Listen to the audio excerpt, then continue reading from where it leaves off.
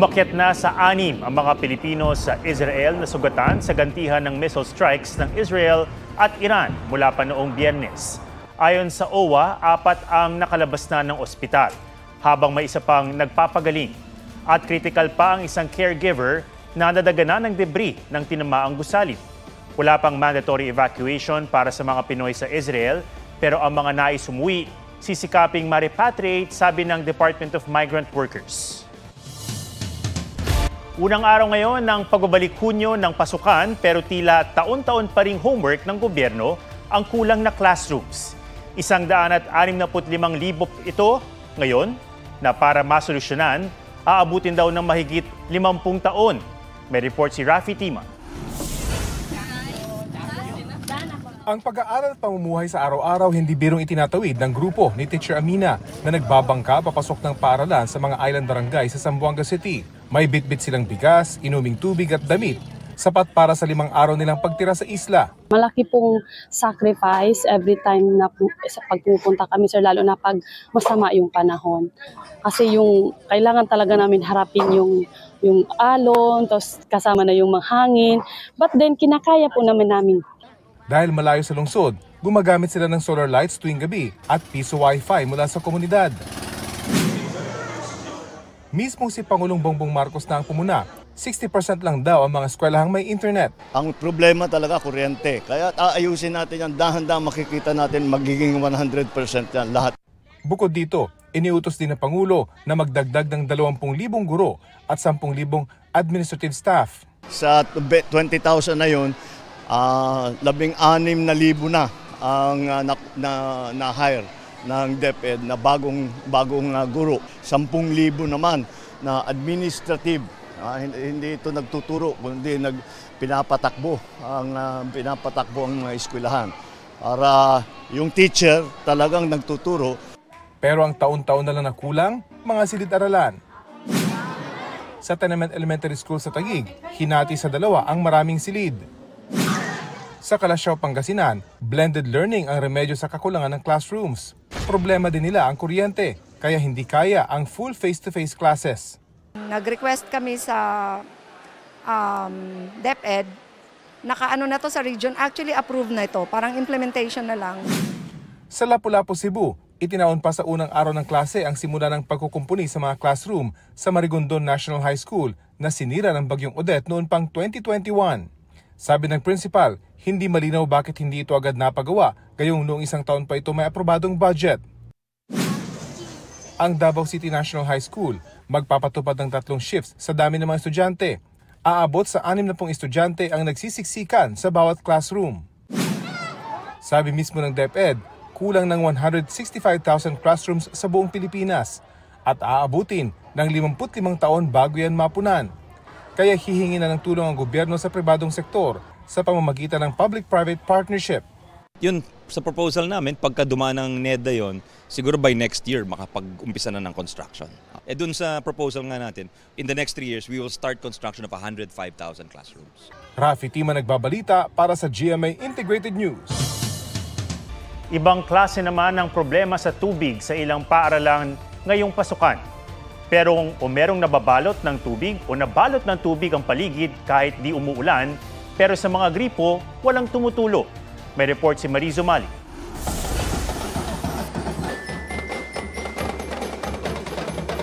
Idinaan sa drum and bugle ang masigabong pa-welcome sa mga mag-aaral at guro ngayong unang araw ng pasukan sa Dr. Cecilio Puto National High School sa Tagbilaran, Bohol.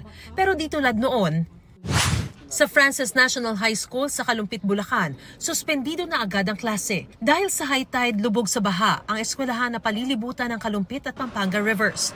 Pero kahit nalulubog ito sa tubig, sa mga gripo naman nila, mahina o walang tulo. Kulang din ang gripo.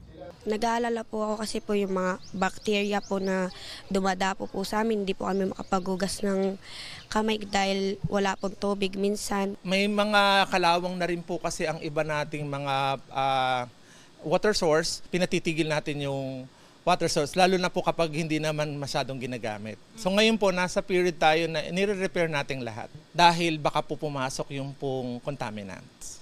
Pinasusuri na ng eskwelahan ang mga tubong may tagas. Pinakabitan na ng mga gripo ang mga banyo. Para makapaghugas sa mga sumusuong sa baha, plano rin ng eskwelahan maglagay ng foot bath.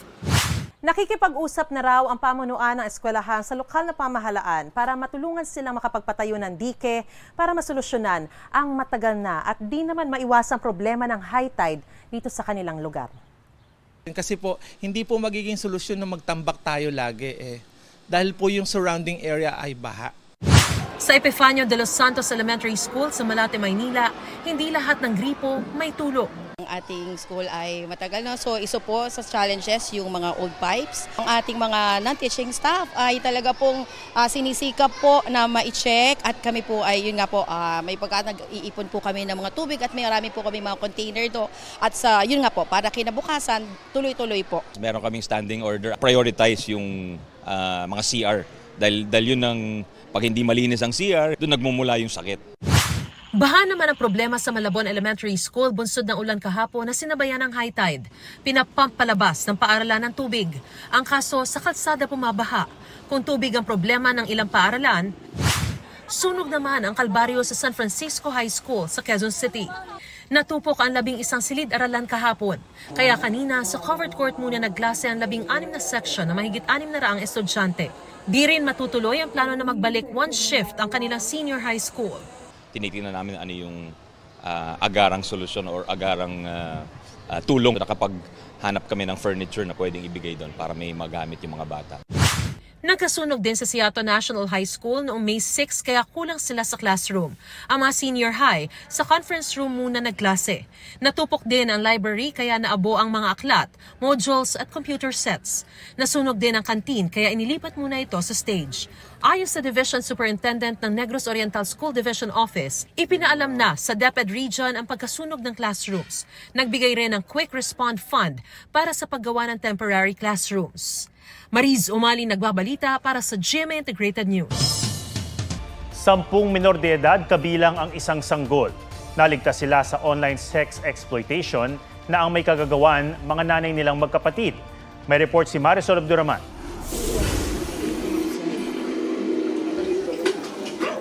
Magkapatid na ina ang hinuli ng mga operatiba ng NBI Violence Against Women and Children Division sa Concepcion, Tarlac.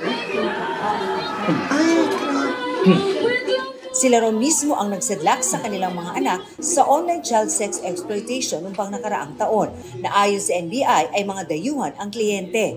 Sila pa ang nagko-contact. Merong yung dark web na sinasabi.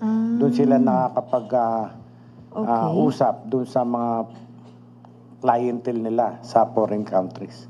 May mga video po na sila rin mismo yung gumagawa, may mga video rin po kaming nakuha na sila rin po yung mga nagtuturo dun sa mga bata kung anong gagawin po. Sa impormasyon ng NBI, depende raw sa mga hinihingi ng banyaga ang mga ipinapagawa sa mga biktima na siyang basihan ng bayad sa kanila. Nasa 200 hanggang 4,000 pesos daw ang ibinabayad sa kanila. Pwedeng bata sa bata, lalaki sa lalaki, babae sa babae, o yung matanda with the baby, the child. Ganun iba-iba. Talagang hindi natin masikmura, ika nga. Depende po dun sa video po na pinapadala or tapos sabay minsan po kapag nagbibigay sila ng live show, dun po medyo mas tumataas po yung binibigay. Nasagip ang 10 minor de edad. Ang pinakabata, 3 buwang gulang. Lahat sila nasa pangangalaga na ng DSWD. Nakausap ng GMA Integrated News ang mga suspect na naharap sa reklamo. Sobrang laki po ang pagsisisi namin, sir. Nagsisihan po namin to, sir. Hindi na po mauulit to, sir. Ang paghuli sa dalawa, konektado sa pagdakip ng NBI sa isang Swedish national noong Abril. Bumiyahe talaga dito itong Swedish para mag-exploit ng mga bata. And itong mga dalawang Filipina na to ay ang kausap niya.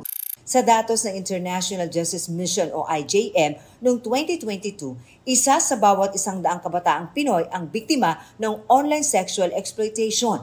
Noong 2020, lumalabas na 83% ng suspect o sex trafficker kaanak mismo ng batang biktima. Para sa sumbong tungkol sa online child sex exploitation, tumawag sa Action Line Against Human Trafficking na 1343, sa Hotline 911, aling police text hotline at iba pang hotlines ng PNP. Gayon din si NBI, Public Attorney's Office at Makabata Hotline ng Council for the Welfare of Children, pati na hotlines ng Civil Service Commission. Marisol Abduraman, nagbabalita para sa GMA Integrated News.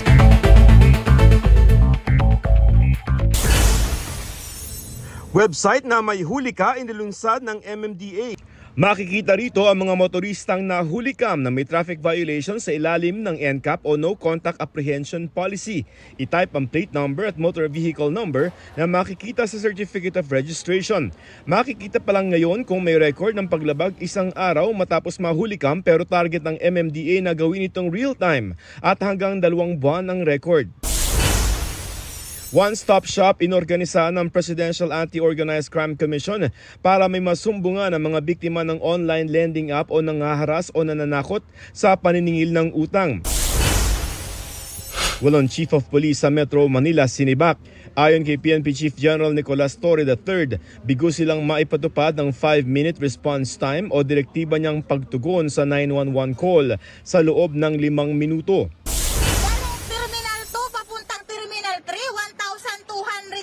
Ganon? Para na kami nagbiyahe ng probinsya.